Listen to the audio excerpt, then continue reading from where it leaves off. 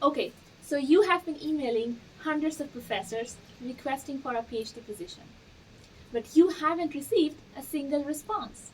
Or worse, all you have been receiving are rejection emails.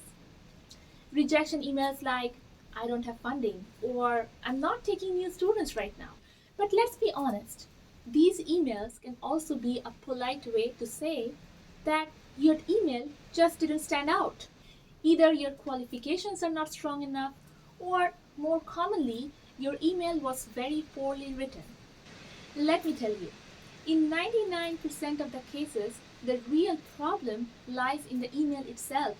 It's often vague, generic, and lacks any genuine interest that shows that you have not done any homework on the professor or their line of research. In this video, I will show you how to write a perfect cold email for a PhD position. An email that will get you noticed and increase your chances of getting an interview.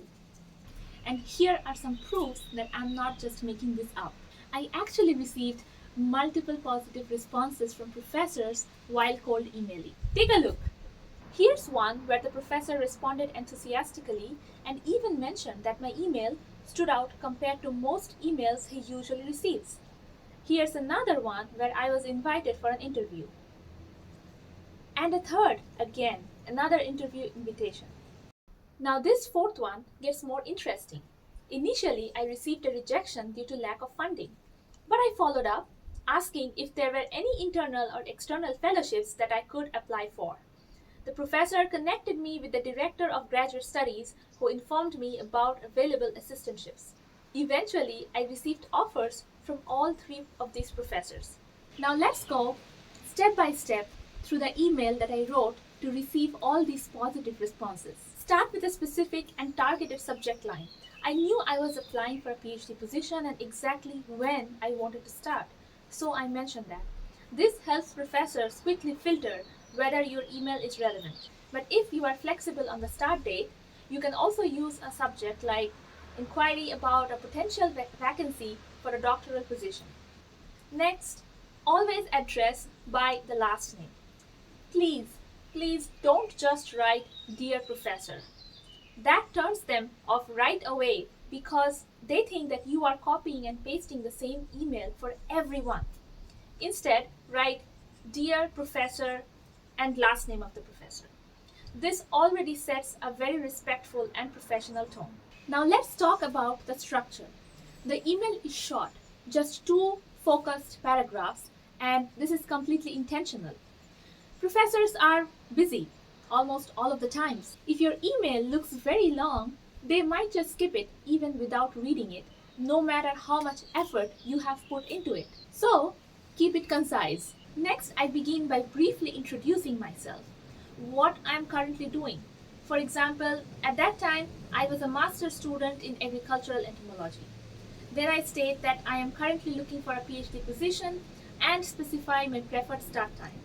I also mention that my CV is attached, and this gives them an option to quickly scan my qualifications even if they don't read the entire email. The next paragraph is very crucial and makes the most difference. I start by referencing a broad topic that piqued my interest. Then I mention a specific paper the professor authored. This shows that I did my research really well.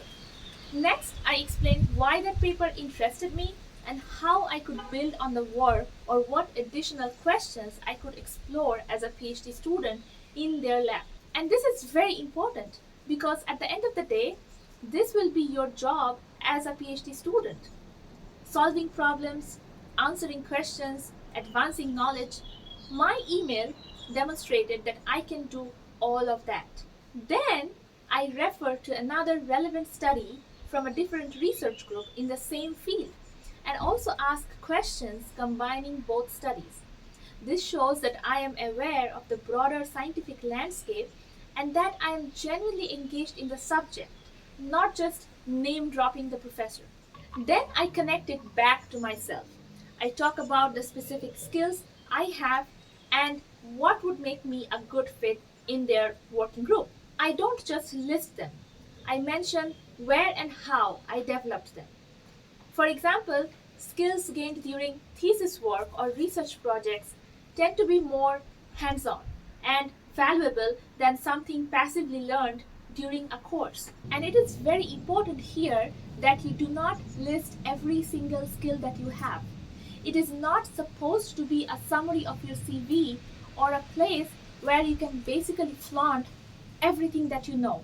You have limited space, so you have to make the best use of them. Only mention skills that are directly relevant to the professor's research. In the end, I express interest in their current and future projects. Notice that I do not ask if they have funding or open positions. That's not what the first email is for. The first email is your one shot to make an impression. And the last thing is email signature.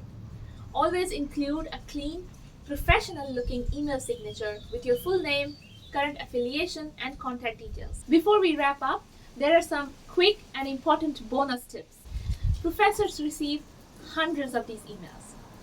Sometimes they're just too busy, maybe they're in vacation, maybe your email lands up in their junk box, or maybe they're just having a very bad day.